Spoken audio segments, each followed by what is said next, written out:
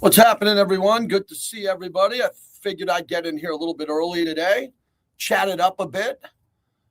Yes, it is a Modelo Friday. There will be ice cold Modelos at some point today. Ice cold Modelos. You better believe it. I got a little bit of work after the show. We're only going to stream for an hour today, 1 hour.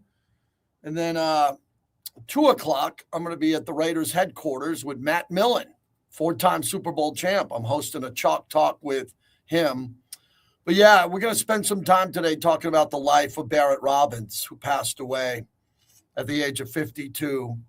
For the Raider fans that we have here, that's a big one. I mean, Barret had his problems. We all know that. I choose to celebrate his life more than look at the weaknesses that he had and the mistakes he made. I saw a despicable title from our hometown paper, the Las Vegas Review-Journal. They put out in a tweet, Barret Robbins best remembered for, going AWOL in Mexico. No, he was best remembered for being a dad, best remembered for being an all-pro, an AFC champion. He had a really, really bad moment in his life, and it had to do with mental illness and a lot of other things that I'm aware of that I won't share, but it was heavy. It was heavy. I really believe that the burden of him not playing in the Super Bowl led to a lot of the other problems he had in life. And I really believe if he would have played in the Super Bowl, they would have played better, a lot better. He was an all-pro. He wasn't a Pro Bowler. God, he was a hell of a player. He was unbelievably great in his prime. In his prime, he was really good. So, and I knew him. I knew him pretty well. First name basis stuff. Hi, how you doing? How's the family stuff? I really appreciated the friendship that we had. I don't have many friendships with players now because they come and go. You don't get to know them, but he was a good guy. So we'll mention that. What else? My wife went to Illinois, so we're a happy family. Illinois won last night, which was fabulous. Really into that game last night. Man, that was a great performance by Illinois. Houston sucked. I mean, Houston was so bad. Enough of this Kelvin Sampson talk, how great he is. That team sucked. That was one of the worst games you could see. So my bracket's looking great. I have Illinois and Arizona in the final, in the championship game, so I feel pretty good about that. Opening day baseball yesterday. My oldest son, is in San Francisco today. Got a good job, makes money, flew up to go see his Yankees. So my son's in the ballpark today in San Francisco. He's going to be up there. We're excited about that. So I'm going to check in with my son a little bit later on. And then watch some games tonight and have a good weekend. That's what I plan on doing. All right, we got Jason Horowitz, the voice of the Raiders, at 12:10. Wasted talent at 12:30. And then we're going to replay my interview with John Spytek. What did you think of that interview with John Spytek? I thought that went pretty well.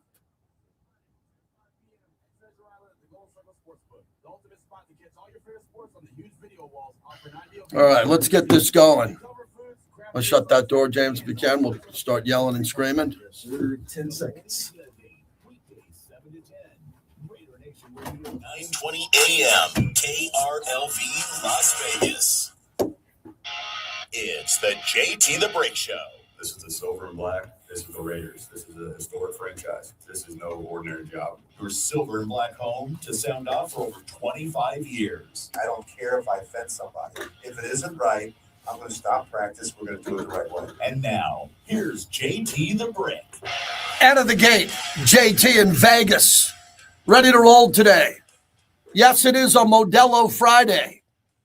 I will have a bucket of dripping wet Modelos waiting for me later on tonight at home.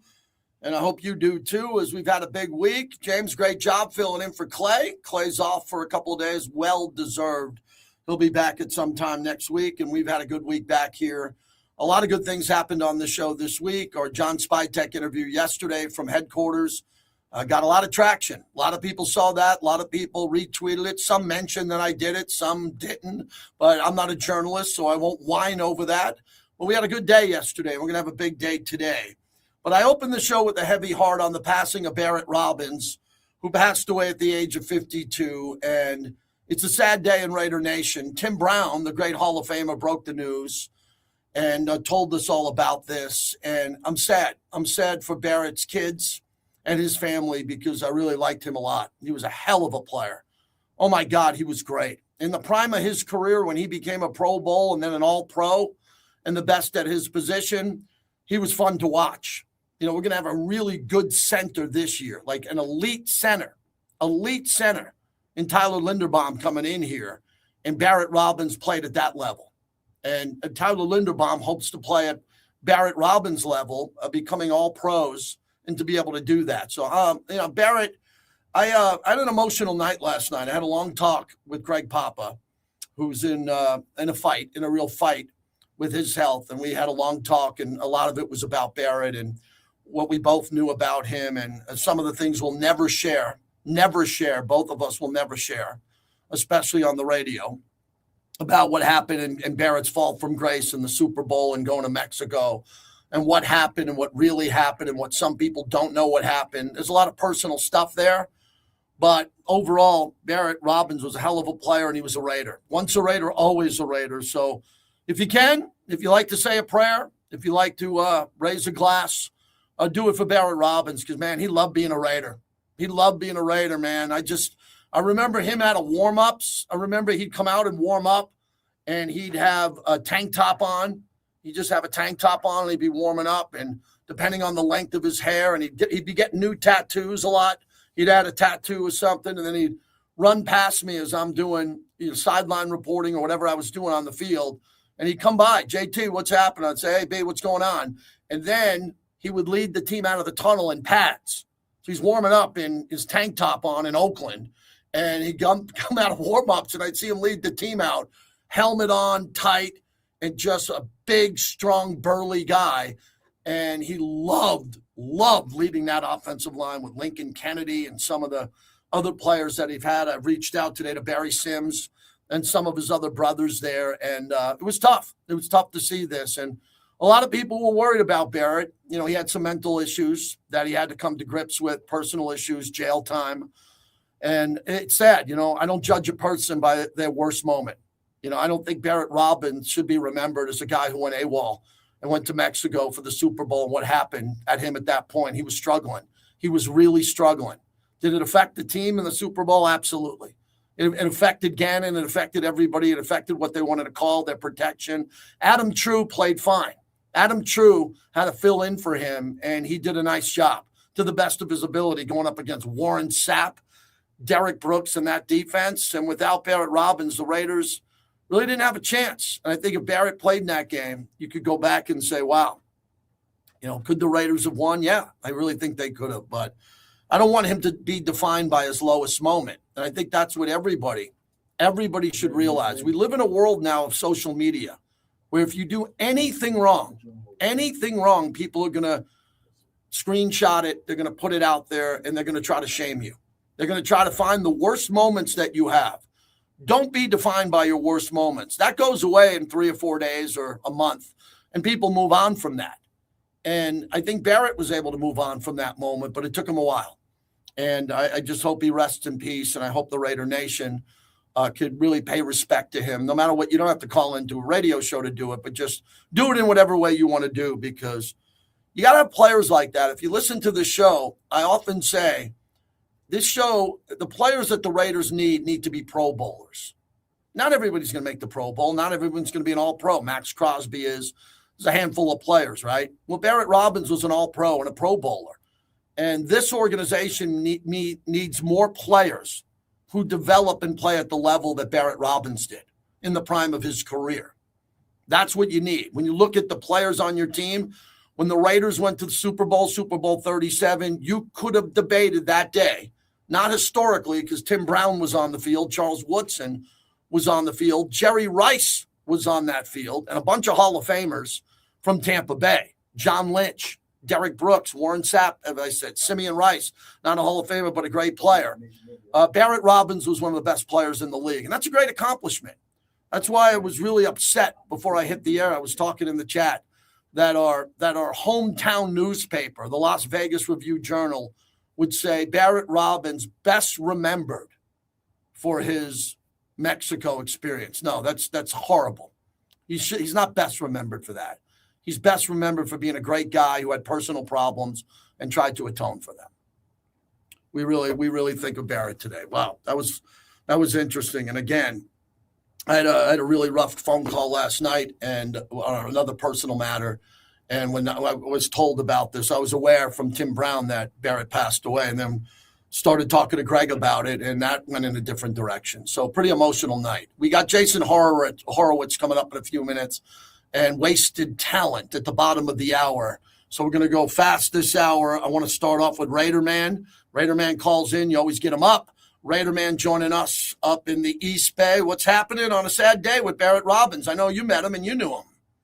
Man, heartbroken, JT, and man, God bless it. You know, it's a really, really tough one for me. I'm gonna do my best to try to do this quick and smooth, but you know our history with the Black Hole, and Black Hole Robin invited me out to we were doing this kind of softball game to greet the rookies and whatnot, and just to kind of ingratiate the Black Hole fans with our Raider rookies and start building the Black Hole brand. I was lucky enough to be called in for that kind of stuff, and we met out at Weeks Park in Hayward. I got to meet Barrett Robbins out there. He was playing on the position. I, got some interaction with him out there on the field and stuff like that.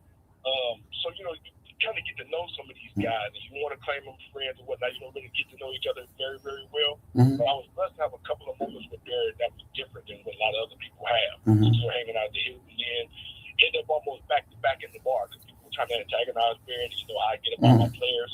And, we're going to defend home team. So that's what it was. Be his home. We're going to respect our guy. And we kind of built a friendship off of that. So fast forward to San Diego, because he blessed me with the opportunity to go out there. I hitchhiked out there, with Raider Rob and stuff, and Stoner Dude, and we were doing our project and whatnot.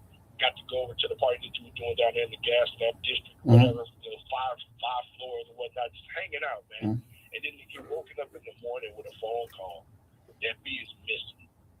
And it's still crushing for me because as a person, I never judge, but you want to get to know and love on people. Right. You see somebody out there hurting like that, you can't do anything to help them.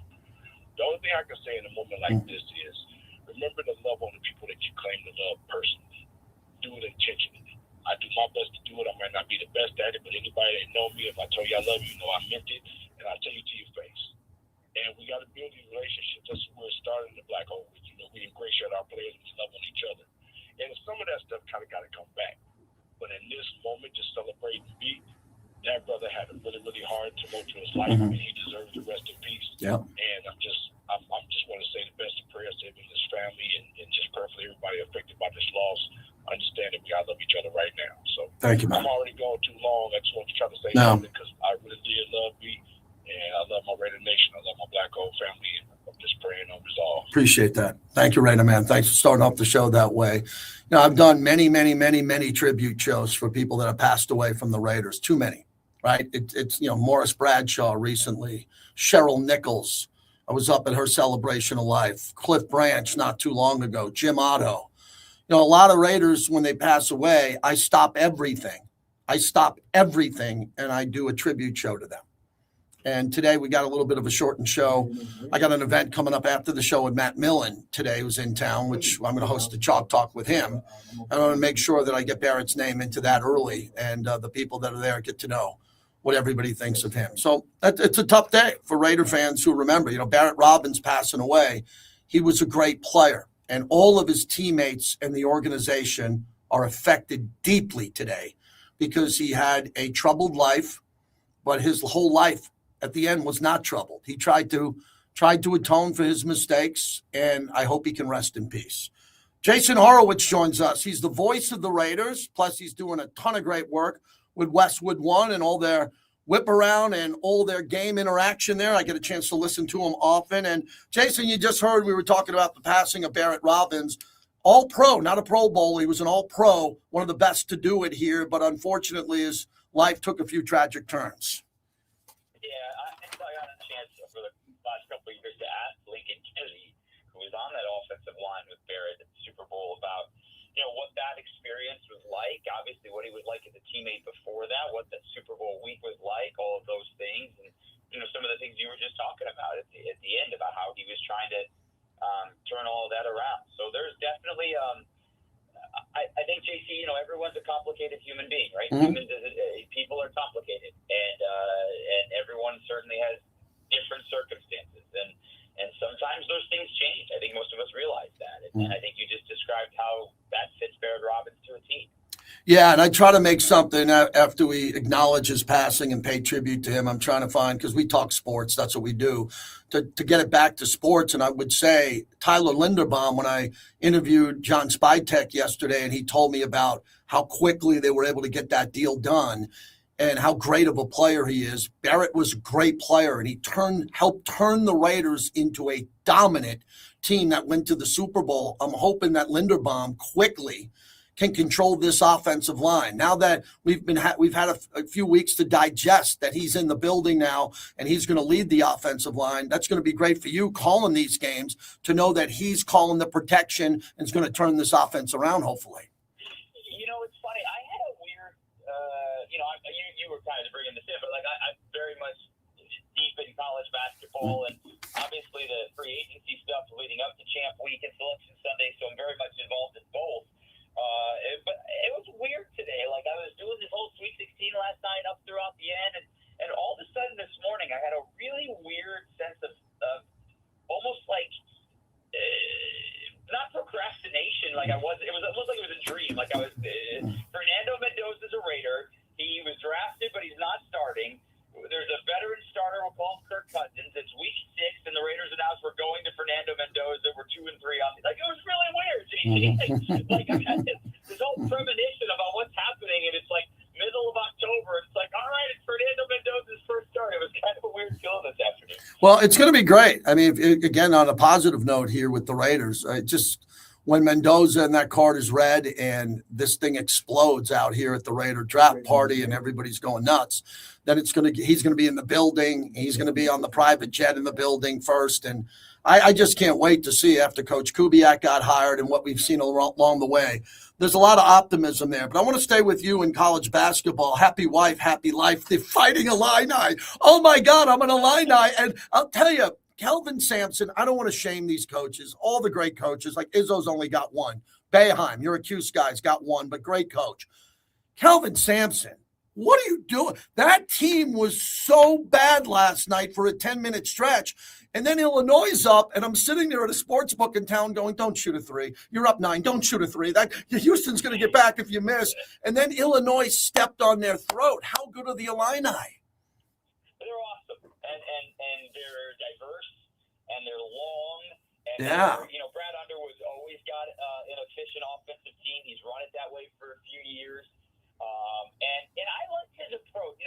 Kelvin Sampson is, we were just talking about people change, and the legacies are complicated. And when he was in Indiana and got the show cause, it was for a blatant rule violation that was in the rule book 15 years ago. That would not be a violation. Even 10 years ago, it wouldn't have been a violation, but certainly not in today's college basketball. And he has, when you were growing up, JT, Houston was this dynamic Phi Sigma Jamma and this wonderful program. Alvin Hayes before that. But when I was growing up and in college, and they were awful. And he turned them into this program that's been to the Sweet 16 7 years in a row, tied for the 4th longest streak ever, and the Final Fours, and a couple of minutes away from winning a national championship last year. So he is a phenomenal coach. But what Brad Underwood is doing right now, and they were making this whole thing about the pipeline from Europe to Champaign. It's not a pipeline from Europe to Champaign. It's from Europe to other schools to Champaign. Andre Stojakovic had been in town last year and now in Illinois, and some of these other guys too.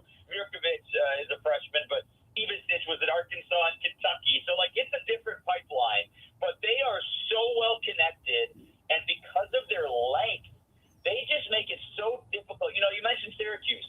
When Syracuse won the national championship, everyone knows about Jim Boeheim's dome, but the reason it was so good was because you you had Hakeem Warwick and Carmelo Anthony and Quet Dwaney and their length on the perimeter. And that's kind of why Illinois defensively right now is so good.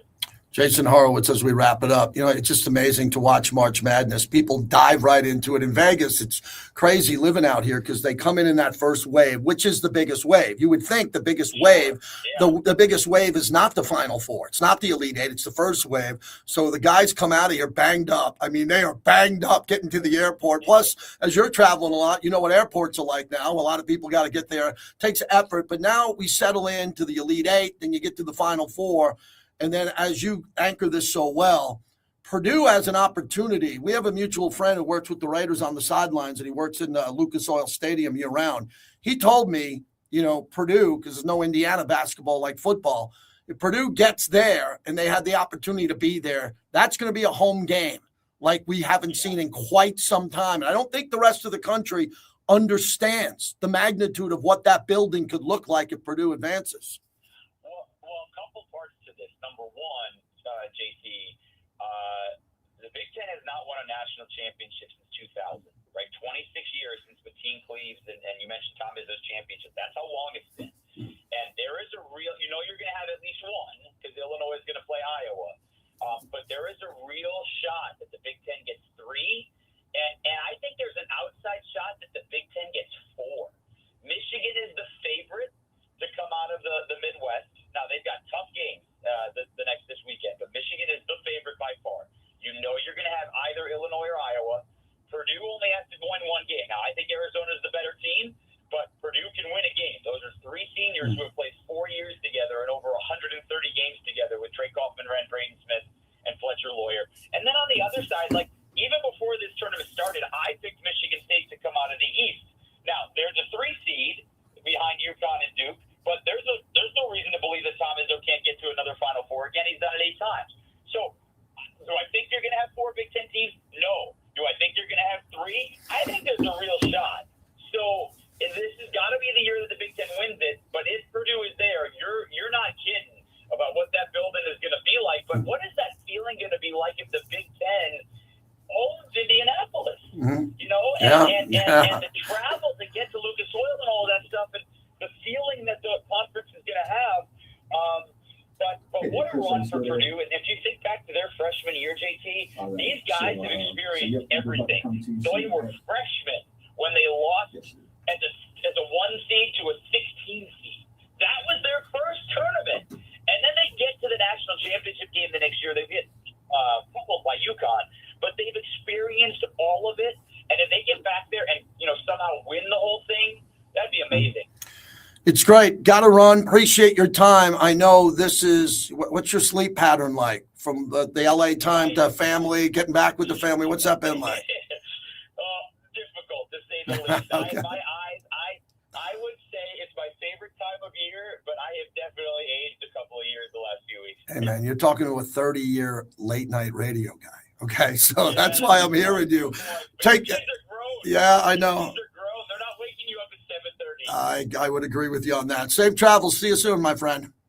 All right, JT. You got it, Jason Horowitz. Wow, we're moving fast today, right? We got Chris in West Oakland on hold. Raider Man started off the show. You're wondering why we've been doing this for so long. Chris, I know you got a lot to say, and you're also a basketball coach, but I'm sure you want to start with Barrett Robbins. I will. Actually, JT, I'll hit Barrett Robbins second. I'm going to be very brief because I want to devote more time to Barrett Robbins. Great listening to Horowitz. Listen, I know you're got a happy household right now. I'm not the least bit surprised that Illinois is still going. I have them in my Final Four. You're basically watching a European professional team out there. They're big, they're long, they're rugged. They've got pros everywhere. They've got a lottery pick in Keaton Wagler. I don't think they'll cut the nets down, but I would not be shocked if they do. I'll give you another one. I've got St. John's beating the Dukies tonight. Without the Dukies point guard, I think their ball pressure is going to give Duke fits. Zuby Ejiofor is going to give Boozer trouble in the post. Boozer's so good he's going to get his, but he's going to have to work. And unless Evans and Sarr step up and knock down some threes, I can see Rick Pitino getting to another Elite Eight. Would not surprise me one bit. But anyway, and finally, JT, I'm going to call Monday and talk about more. These NCAA officials and these monitor reviews are ruining these games and sucking the life out of these arenas. I'll talk about that at length on Monday or Tuesday if you give me the time. But the real reason I called you right about Barrett Robbins, look, I had the pleasure of meeting him a handful of times. Got to play in a softball game with the Black Hole years ago. Mhm. The guy was a gentle giant. I know he had some problems in his life. And you say problems, yeah, it's a mental illness. It was certainly no fault of his own. But the guy was a sweetheart of a human being. Unfortunately had his darkest moment when the entire world was watching. But that doesn't take away what kind of a person he was, what kind of a father he was. And I don't think you're doing him justice either, JT. This guy wasn't just an all-pro. For 4 or 5 years, him and Kevin Mawai were the two best centers in football, Yes. and it wasn't even close. He did not have the longevity of Jim Otto or Dave Dalby, but this guy's right there in the lineage of great Raiders centers. And as you said, once a Raider, always a Raider. Thanks for everything Barrett Robbins gave us. Rest in peace. I hope he's in a better place because I know he definitely had some struggles in his lifetime. Not his own fault. Sometimes you're just born with something that's hard to control. But rest in peace, Barrett Robbins, to his family and children. Thanks for everything he gave the Raiders. Have a great weekend, my friends. Hopefully your Eli and I are still dancing when it's over. Yeah. And your wife's going to be very happy. Yes, yes, appreciate it. I might send my wife to Indianapolis to go see her Illini with her cousins and friends here. Chris, very nice remarks on Barrett Robbins. So I just want to tell you the story about Barrett Robbins quickly and what happened with Mexico. So I was anchoring the Super Bowl coverage on the Raiders radio network. And the night before, I got a call from Bruce Allen, who was the GM, and he's my mentor. He's still a mentor to me. And Bruce kind of let me know what was happening. I was doing radio all week. Remember, the Raiders didn't have a bye week. They went from the AFC Championship game to the Super Bowl. So I was doing my show at night on Fox Sports Radio from like 7 to 10 or 7 to 11. And I was doing it all week from Junior Seau's bar. So think of that. I'm down there and there's a lot going on. I'm working my ass off. I threw a big party, which probably wasn't smart, considering I worked for the team. And next thing you know, George Atkinson's there and there's a whole bunch of guys and we're getting pretty loose. And I got to work, and I'm going into this thing going, wow, I was burning the candle as hard as I've burned a candle work related. I mean, I was going big back then. And doing the shows, and then Super Bowl Sunday, I get to the booth early. I come in on the first team bus. It's a Super Bowl. I'm in the bowels of the stadium. I'm walking in with the Raider players. I know where the press box is. I get up there, and we're going to start doing the pregame 2 hours before the game. Okay, Sunday. It was a late Saturday night. So I'm sitting there. I got the headset on. It's Artie Gigantino, George Atkinson, and myself. And we're doing the pregame show, and then Bruce pops by and says, you're going to get the story first. You are reporting that Barrett will not play. When can you do this? I said, I'll do it next segment. I come out of the break. I go, ladies and gentlemen, we're back. I should be able to get the audio copy if I could. I said, Barrett Robbins will be inactive for the game. That was it. Barrett Robbins is not playing. That went out. So we go to commercial, and all of a sudden I get a tap on my shoulder in the press box. And it's Al Michaels, the Al Michaels who's calling the Super Bowl. Not his producer, not his showrunner, him. And he goes, are you reporting that? Did you say that? We heard he's not going to play. And I said, yeah, that's what made it official. And Al Michaels went on TV after that and broke the story on the national broadcast about Barrett Robbins. And we were in shock. So to tie up that story, I always tell this story. It's a joke amongst my friends. After the game, I did a 90-minute post-game show, and I was the last to leave. And I pack up my bag, and I get there. I get on the trolley in San Diego, and I go to my buddy's house, Mark's house. And I was staying at his house, and I get there, and he's a buddy, college buddy. He had no food in his house, so I had a bowl of Raisin Bran. And a bowl of Raisin Bran. Raiders got smoked in the Super Bowl. I'm eating it, getting ready to go to bed. The next day, Monday or Tuesday, I get a call from Bruce Allen. He goes, where the hell were you after the game? I go, what do you mean? They lost. I went home. He goes, we had a party. We paid for a party. We have bands. We have shrimp the size of your forearm. And he goes, you never checked into the room all week at the Hyatt. I go, no one told me I had a room. He goes, what are you talking about? You work for us. You have a room. I go, no one told me. No one emailed me I had a room. So my room sat empty the whole week. I ate Raisin Bran after the loss. The Raiders lost. And then Bruce, a month later, called me and he said, what's your ring size? I go, I have no idea what my ring size is. Go get your finger sized. He goes, they voted on you getting a ring.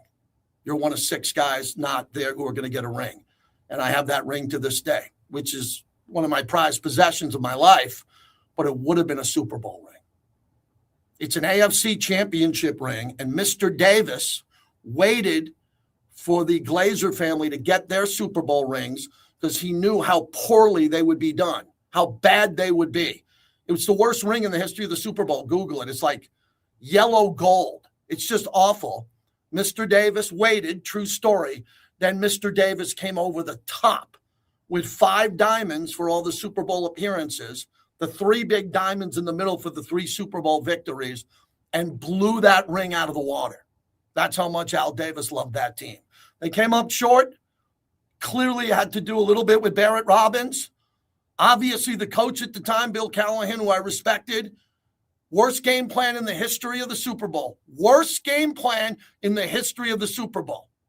Changed everything because John Gruden knew every play. And a little bit of respect to put on John Gruden's name. When people compare Tony Dungy to anybody, don't ever say that Buccaneer team was Tony Dungy's team. It was not. Tony Dungy couldn't win with that team.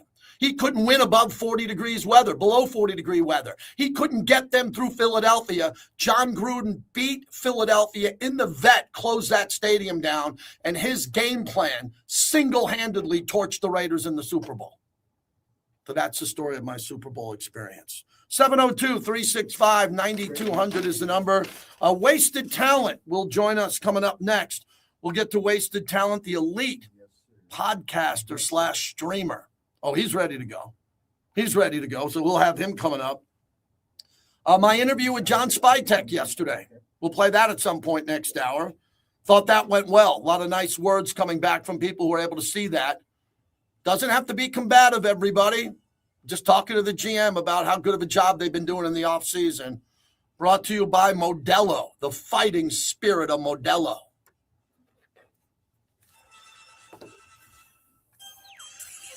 Woo! That's a half an hour. That's 32 minutes of content, mofo. Knowing that at the end of the draft, they're going through rookie minicamp, I'm going to be looking at a lot of starters. When they're going through OTAs, I'm going to be watching a lot of starters. When they're going through training camp, I'm going to be seeing a lot of young starters. And that's part of the building process. That's exciting because we almost get to see it and witness it mature from the ground up. Unnecessary roughness with your boy Q, weekdays at 2.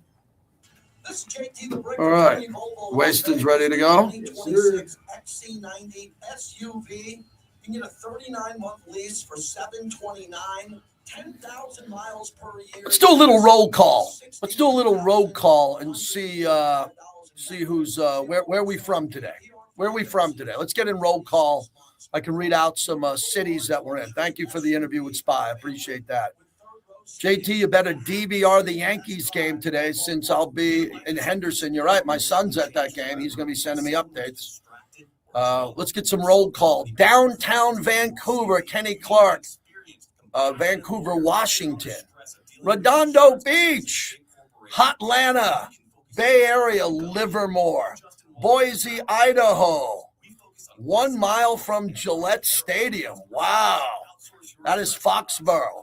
Murrieta, California, Fargo, Ventura, Sacktown, Colorado Living. Wow. Whoa, my son's saying something about Tiger Woods. What's going on with Tiger Woods, James? Any news on Tiger Woods? What is going on here? Hold on. I don't know anything about Tiger Woods. What am I doing?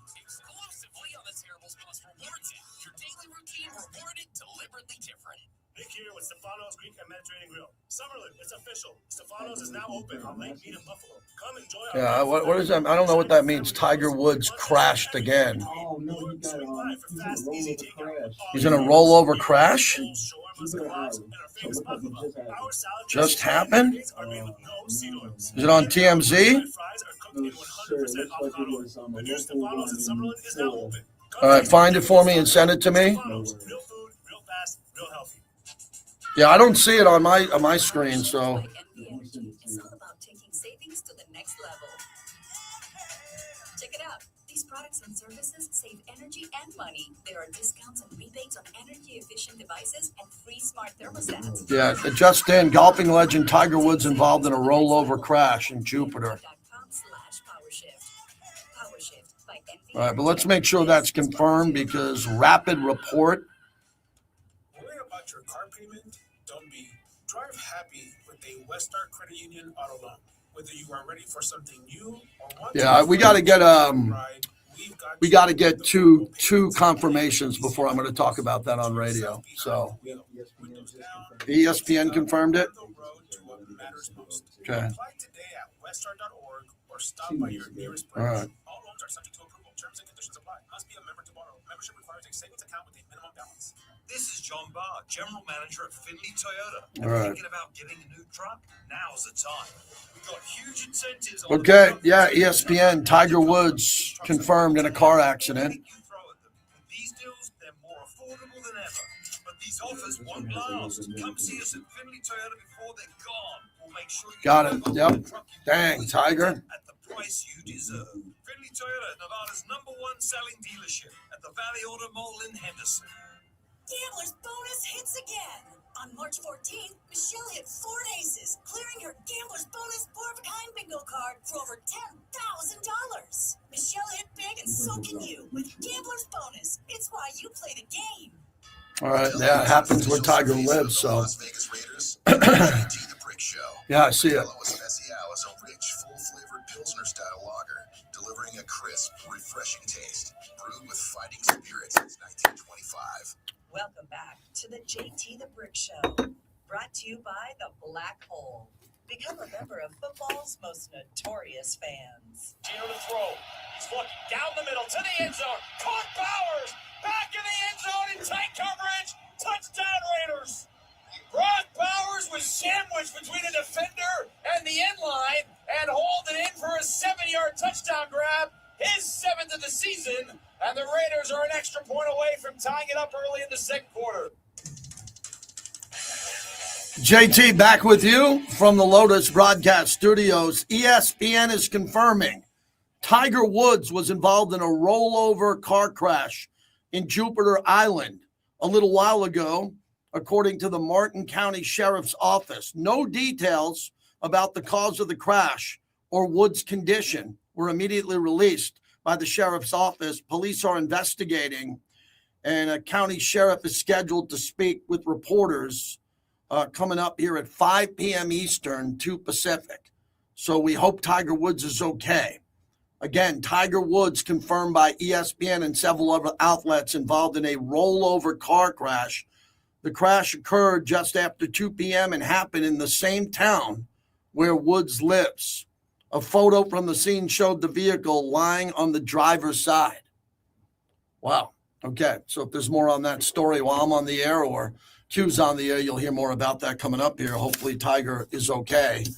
Wow. That is an interesting day today. You don't expect stuff like this to happen. So prayers for Tiger Woods and his family in regards to this rollover car crash. All right. Let's get back to Raiders talk. Wasted Talent, kind enough to join us here with all of his great content. And let's jump in. I mean, how did you handle last time we talked, but this week with Orlovsky and all the down talking, just a little bit from Mendoza to Ty Simpson, sure gained a lot of traction in the national media. How'd you see it?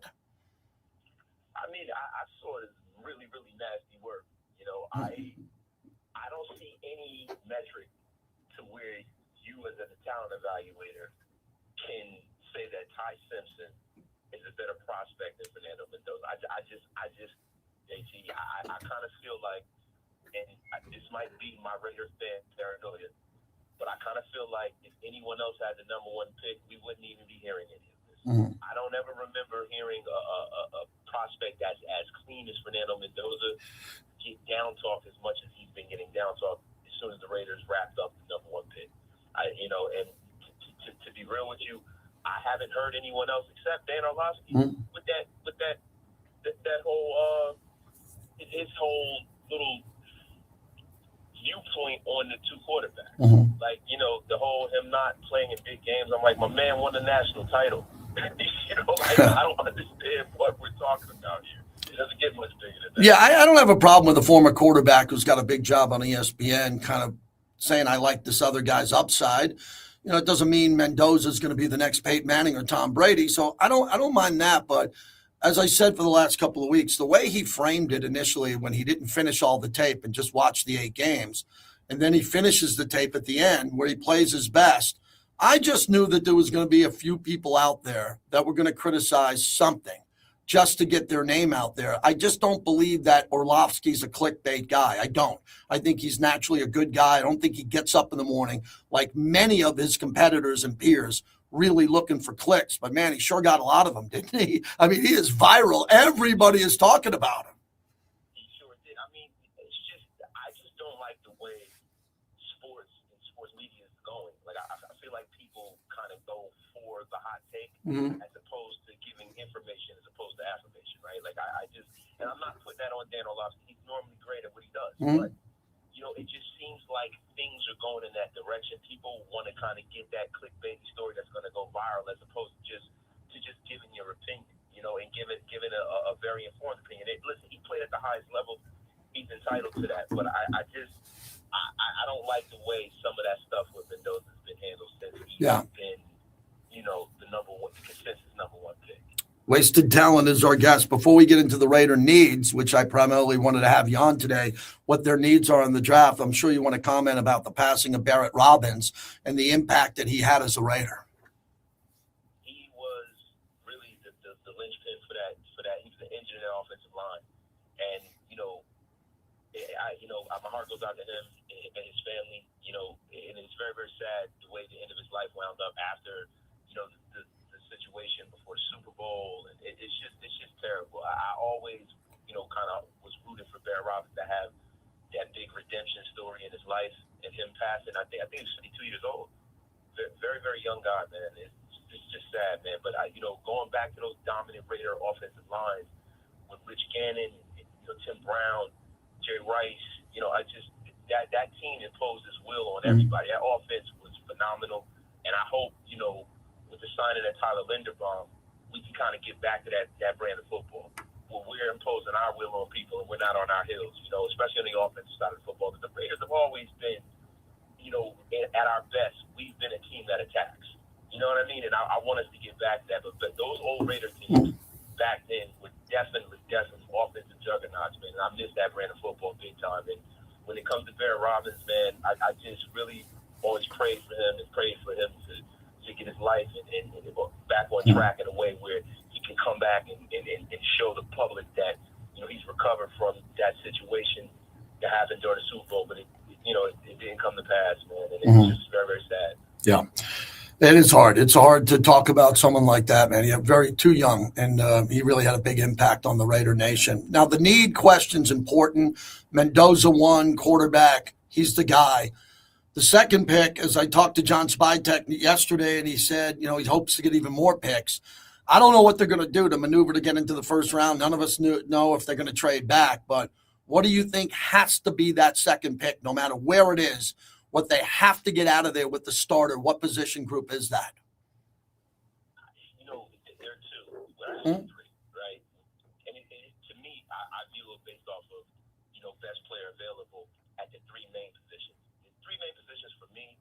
One, they have to come out of there with a big space-eating nose guard. They have to come out of there with a guy that could possibly be a number one kind of wide receiver, an X kind of guy. They need to come out of there with a starting quarterback. Now, the Raiders did everything that they possibly could in free agency, keeping a lot of their guys, bringing in Teron Johnson as far as the cornerback room. But there wasn't a whole lot out there in free agency. I think pretty much one of the best, you know, corners in free agency was our own corner, and Eric Stokes, bringing him back. But I think that if the Raiders are going to improve that room, the only way they're going to be able to really improve it in a real way is hitting big in the draft and going early and getting, you know, a corner. Also, you know, I would really, really like to see the Raiders focus on, you know, kind of getting the 3-4 defense, and that's going to be your base. If you're going to run there's some 4-3 concepts where you need that nose guard.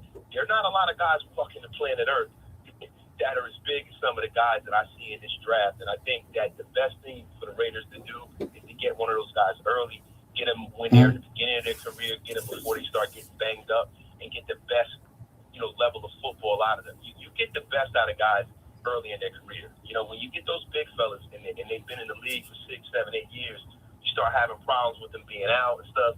And we haven't really recovered since Jonathan Hankins left. Jonathan Hankins was our last big kind of nose guard, one of those guys that's over 240. We haven't had one of those guys in there in a while, so I would love to see the Raiders address that early.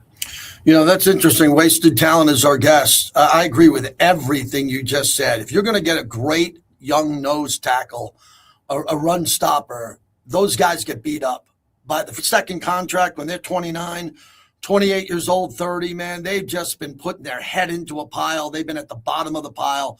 They're beat up. But there's also a chance for a bust because a lot of players that play that position are overweight. They don't have, a 12-pack. They're heavy. They don't run particularly well. They're just bigger guys. And, man, if you miss on that type of player, you're in big-time trouble if you miss on a nose tackle. And what have we been doing around here? And Spytek's brand new here, so he's going to get his shot at it. But the last 5, 6, 7 years, we've been bringing in class after class with defensive tackles, interior guys who just aren't Pro Bowlers. They're just not very good. And then we recycle through them and need more. I'm just sick of that position group not being dominant. I think a lot of it is because, priorities, right? Like when you don't have things like quarterback settled, if you don't have an offensive line settled, if you're not going out in free agency and you don't have a star wide receiver, like these are all things that people, when you're talent evaluating, you feel like those are the things that you need to address first, right? But I think sometimes guys like defensive tackles kind of get lost in the shuffle, and you think they can go out on a scrap heap and get somebody that's effective. But if you look at the teams that are very, very successful and have been successful the last 20 years, these are teams that invest big in guys like that. You look at the Chiefs, and Chris Jones is an anomaly. He's probably a Hall of Fame guy, the way his career is going, right? But he's a guy that's kind of that tweener. He can be that zero tech. He can also be a guy that really rushes the passer, and he's really a game wrecker, right? But he's a guy that, if you ask anybody about the Chiefs, it's Patrick Mahomes as far as their most important player, and it's probably Chris Jones second, man. And, they're the teams that make those, like the Vince Wilforks of the world, the teams that make those type of investments early are the ones who are really able to string together a terrific defense. Because when you talk about who the Raiders have in the building right now, they have a lot of guys on the defensive line that are talented. They're young. Some of them are unproven. But the one archetype that they don't have, you have a superstar, Max Crosby. You got Jonah Lualu, who had a terrific year. He seems like he's playing his best football with the Raiders, which is very, very refreshing. Thomas Booker, on a one-year deal, they brought him back. He has a lot of promise. Tonka Hemingway, all of these guys have a lot of promise. The one archetype that you don't have is that guy that can take on those 2 blocks. Just the one. Yeah, you're right. I think in this draft, you have guys that are big guys, but they have high motors. And they're guys that are going like McDonald. And a lot of these guys from the Ohio State team, a lot of these guys are big guys. They don't have a six-pack, but they got a cake. Yeah, that's it. Yeah, absolutely. These guys in this draft, I think this is a positional group that people really overlook, and I actually like about 3 of these guys. So I think the Raiders, I like 3 of them. I like the kid Jackson from Florida State. I like Cade McDonald, and I like Big Citrus, Orange too. I like those guys. They got high motors. They're big guys. They work hard, and I think you can't miss on some of these guys. But you're right, JT. You don't need to be 360, 70 pounds. Being a gymnast, And sure. A lot of those guys eat themselves out of the league, and I can understand why you would have that kind of an outlook on that. Last one. Is this the calm before the storm? What about all your followers and everybody that jumps in on your great stream? What are they thinking now? We get a little bit of break. We've done a little bit of draft. We know this is a tough one for me because I love the draft, but when you know the number one pick is a lock, and then you got to get excited about a pick in the 30s, that's a little bit different. But I'm looking to celebrate the number one pick like I haven't in a long time. I'm ready to embrace it. What is your audience telling you about the vibe going into this upcoming draft? Everybody is super excited. Good. You got people flying out to Vegas. You got a lot of people that are going to fly out to Pittsburgh and actually be in the draft. We're treating this almost like a Raider holiday. This is the first time in a very, very long time that the consensus across Raider Nation is that you take this kid and get excited. You know, he's one of the cleanest prospects I've seen. And to be honest with you, JT, I'm just, you know, it's funny because I do a lot of mock drafts on my show. I like to get into the draft. I like to talk about the young players and stuff like that. People get mad at me for even thinking about trying another scenario besides drafting Mendoza first. I'm not even allowed to draft anybody else for Mendoza. All of my mock drafts are second round order. First round, they don't want to hear it. They don't care. The mock draft simulators will offer you draft picks and stuff like that. They don't want to hear any of it, man. So we're all on the same sheet of music. I can't wait to celebrate when we draft Mendoza. I can't wait. We'll do it again next week. We got a couple of big shows before the draft, and you're a big part of our planning. Appreciate you. Yes, sir. Thank you, JT. You got it. Wasted Talent. Follow him on all of his platforms. Really good. One of the best additions that we've added to the show. And that's my job. Every year, we don't let the show stay stagnant. We definitely want new people on the show. We added him, and everybody's been thrilled about it. It's what I like to do. I really do. I like to find opportunities for others, and hopefully it works out. And I think he's a can't miss in whatever he wants to do going forward. We'll wrap up this hour on the other side. Next hour, my conversation with John Spytek from yesterday at Raiders HQ.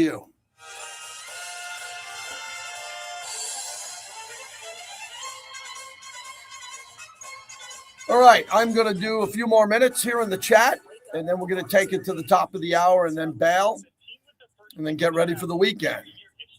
Yeah, the 15 jerseys are going to be good. 15, Tom Flores' number. We are going to cool off in Vegas. A lot of 70 degrees next week is going to be nice. If he's successful, nobody will give a damn about what Dan Orlovsky thought. That's a you issue, not an analyst issue. The morning tailgate, weekdays at 7 a.m.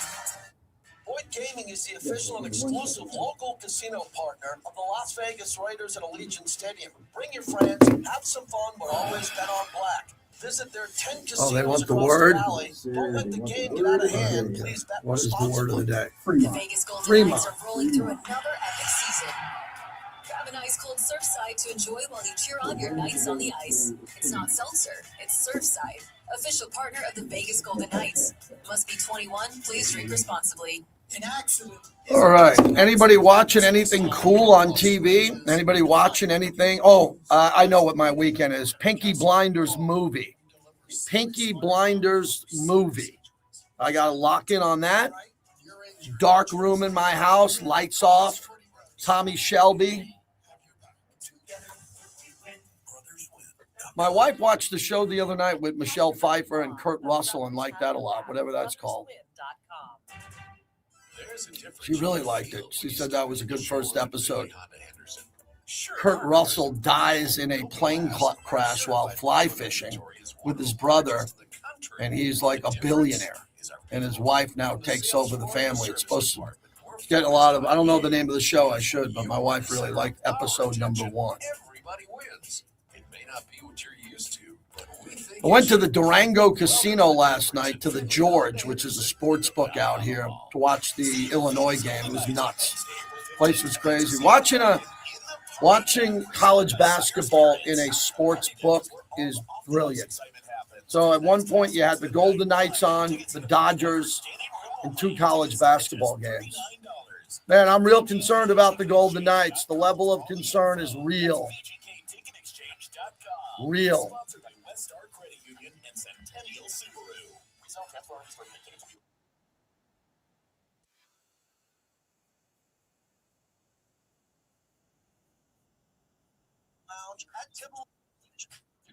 Losing 4-3 to the Oilers in OT.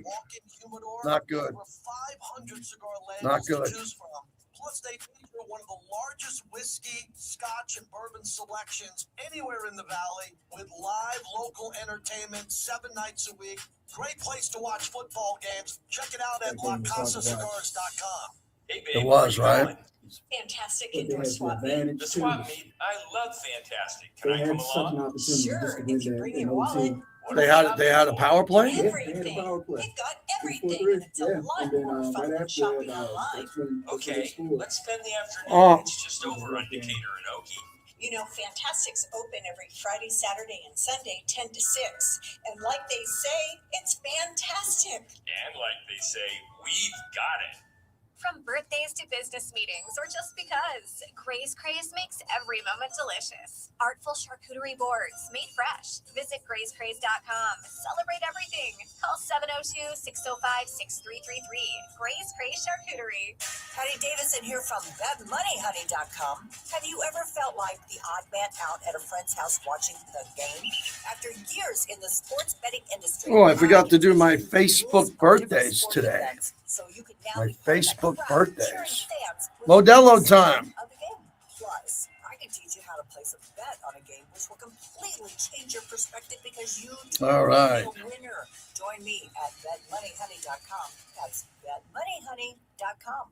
Welcome back to the JT the Brick Show, brought to you by Modelo Especial, the new #1 beer in the U.S. They run it again with Genty, patient behind the line. Bounces out to the left at the 40. Into the secondary 30. Nobody's going to catch him. Down the middle of the field, Genty at the 5. Touchdown, Raiders. Deuces, goodbye for the second time in the ballgame. This one from 51 yards. And with 5:24 to go, the Raiders on the back of the 6th overall pick. Not done yet. Yeah, it's another Jason Horowitz call. He was just on with us moments ago. Thanks again to Wasted Talent. John Spytek coming up, our replay of that because I did it, and I like to hear what it sounds like here in the headsets. So we'll do that coming up next hour. Pretty important piece for us that we put on the platform yesterday. If you want to watch it, it's on all the Raiders social media platforms. So the breaking news today is Tiger Woods has been involved in a rollover car accident. We have no reports about him just yet that are accurate enough for me to give. So normally when something like this happens, the place that I go to is TMZ. TMZ is the best. They are right the most. They are. They're a company built on lawyers. They are lawyers who know how to understand and break news and what they can or not. But he was involved in this car accident, and details surrounding what caused the accident are coming out here in a little bit, according to law enforcement on the scenes.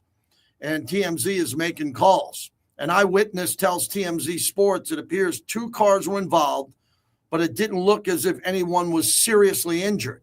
The witness saw Tiger on the scene, and he appeared to be okay.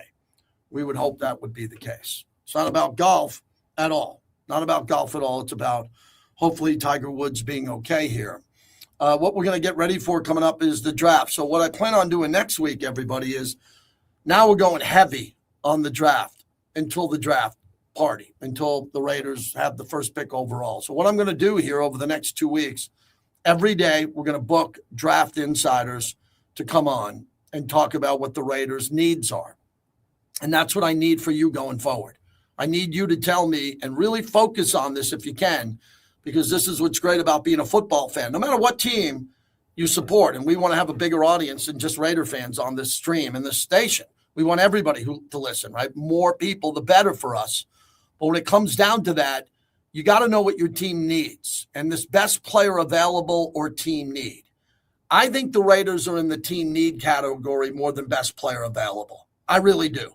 Because the Raiders did a lot of cleanup in the offseason with that offseason free agency. John Spytek did a hell of a job. Now that we don't need 2 linebackers in the draft, maybe 1, but to get Nakobe Dean right out of the gate and to say, wow, that's a hell of a player. Now the linebacker room is better.